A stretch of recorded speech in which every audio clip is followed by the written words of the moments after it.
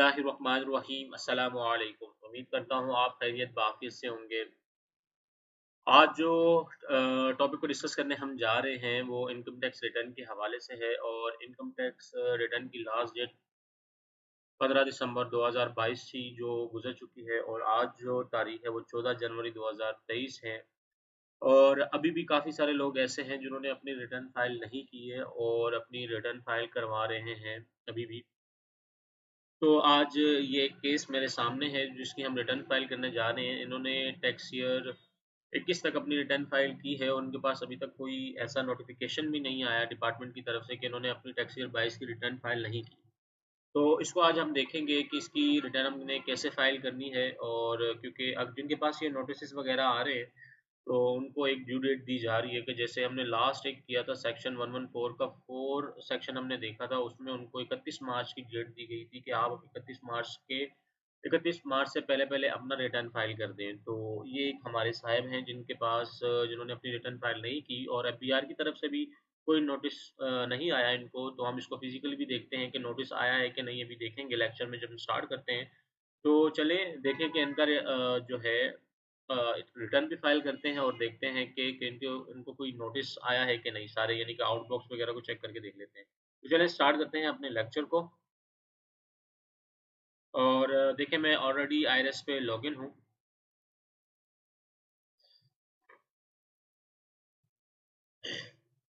देखिए सबसे पहले कंप्लीट टास्क है डिक्लेरेशन 14/4 का इन्होंने रिटर्न फाइल किया था अपना टैक्स ईयर 21 का, जो इन्होंने अपनी लास्ट रिटर्न फाइल की थी। आउटबॉक्स इनबॉक्स देख लेते हैं। डिक्लेरेशन 14/4 ये पुराने नोटिस आए हुए हैं इनको 15 से 19 तक। डिक्लेरेशन पे आते हैं, नॉर्मल रिटर्न को सिलेक्ट करते हैं, नॉर्मल रिटर्न इंडिविजुअल एओपी वाले रिटर्न को। और सिलेक्ट पीरियड सिलेक्ट कर लेते हैं हम यहाँ पे आके 2022 और इसको सिलेक्ट कर लेते हैं। रिटर्न इससे पहले हमने बहुत सारे किए हुए हैं। और आ जाते हैं हम पे वेजेस के अंदर के इनकी जो सैलरीज वगैरह है वो हम यहाँ पुट करेंगे। रिटर्न तो हमने काफ़ी सारे लेक्चर अवेलेबल हैं प्लेलिस्ट के अंदर हमारे, लेकिन फिर भी हम इसको एक बार देख रहे हैं कि कैसे फाइल करेंगे। पे वेजेस के अंदर आके आपने टैक्सेबल अमाउंट जो होगी टोटल एग्जम्प्टेड अमाउंट के साथ हमने यहाँ मेंशन कर दी। 11,85,500 की अमाउंट हमने मेंशन की, एग्जम्प्टेड अमाउंट मेंशन कर देते हैं 79025 और कैलकुलेट कर देते हैं। तो नॉर्मल टैक्स की अमाउंट आ गई 11,01,475। तो इसको हमने कैलकुलेट कर लिया और कैलकुलेट करने के बाद हम आ जाते हैं टैक्स चार्जेबल के अंदर और कंप्यूटेशन के ऊपर। देखें कि 11,85 की अमाउंट है और टैक्स जो इनके ऊपर टैक्स निकल रहा है, नॉर्मल टैक्स वो निकल रहा है 25,324 इनके ऊपर जो इन्होंने पे करना है। ठीक है, 25,324 इनकी लाइबिलिटी निकल रही है। और एक चीज़ और मैं बता दूं कि देखें ये रिफंड एडजस्टेबल के अंदर आके हम वैसे ही मेंशन कर देते हैं कि 25,324 एडजस्ट कर देते हैं पूरा का पूरा कि हमारे पास रिफंड है कि नहीं। ये केस आया था, ये उसके बेस पे बता रहा हूँ। देखें अगर रिफंड होता तो ये यहाँ खुद ही इसको एडजस्ट कर लेता जो भी अमाउंट होती। ये दोबारा हम करके देख लेते हैं। तो नहीं है, इसको बंद कर देते हैं।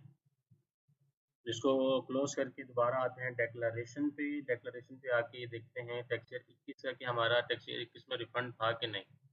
कंप्यूटेशन पे आते हैं। कंप्यूटेशन पे आने के बाद नीचे आते हैं तो देखें जितनी हमारी लायबिलिटी थी उतनी की उतनी हमारी लायबिलिटी पे हुई है। तो हमारे पास कोई रिफंड नहीं है, इसलिए रिफंड की अमाउंट कुछ भी नहीं आ रही होगी। तो दोबारा ड्राफ्ट डिक्लेरेशन एंड इसको ओपन कर लेते हैं दोबारा से। कंप्यूटेशन के ऊपर दोबारा आते हैं और बल्कि एडजस्टेबल टैक्स के ऊपर आना है। एडजस्टेबल टैक्स के ऊपर आके और सैलरी के अंदर इनका जो टैक्स डिडक्ट हुआ होगा, जिस भी कंपनी में काम करते हैं उन्होंने टैक्स डिडक्ट किया होगा, सर्टिफिकेट दिया होगा, वो टैक्स आके यहाँ आप मेंशन कर देंगे। इसको क्रॉस टैली करने के लिए मैं आपको बताता हूँ कि एमआईएस रिपोर्ट के अंदर इसको जाके हम कैसे चेक करेंगे कि एक्चुअल में हमारा ये टैक्स इतना डिडक्ट हुआ है कि नहीं। एमआईएस रिपोर्ट में आए और इंफॉर्मेशन सेंटर पे आए, पेमेंट डिटेल्स में आए और यहाँ आके आप लिख दें जी जुलाई 2021, 1 जुलाई 2021 सेलेक्ट कर लें। यहाँ से यहाँ पे आप लिख दें जुलाई तक ही इसको ले लें, अगर जुलाई अगस्त तक इसको ले लें, देखें कि इन्होंने अपना जो लास्ट टैक्स है वो लेट तो नहीं जमा करवाया, तो हमने इसको अगस्त अगस्त तक ले लिया और उसको रिसर्च कर दिया। देखिए जी, ये हमारे पास पूरी डिटेल आ गई, जो हमारा टैक्स डिडक्ट हुआ है, तो ये कितना हुआ है, 26,324 है। और हमने कि वहाँ पे 25 लिखा है, तो 1000 रुपये पिछले ईयर का जो है सरचार्ज फॉर एटीएल की अमाउंट है, इसलिए ये 1000 रुपये ज़्यादा शो कर रहा है। ठीक है, इसकी वजह से यानी कि 1000 रुपये ज़्यादा आ रहा है, 25,324 है, और 1000 रुपये अगर निकाल दें 26 में से तो 25 मिल जाएगा। ठीक है, ये 7 पीरियड टैक्स मंथ लिखे हुए, कौन कौन से मंथ का यानी कि टैक्स है, ईयर सामने मेंशन किया हुआ है।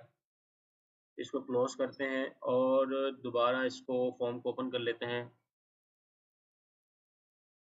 टैक्स कंपटीशन के ऊपर आके देख लें, 25,324 की ही अमाउंट है।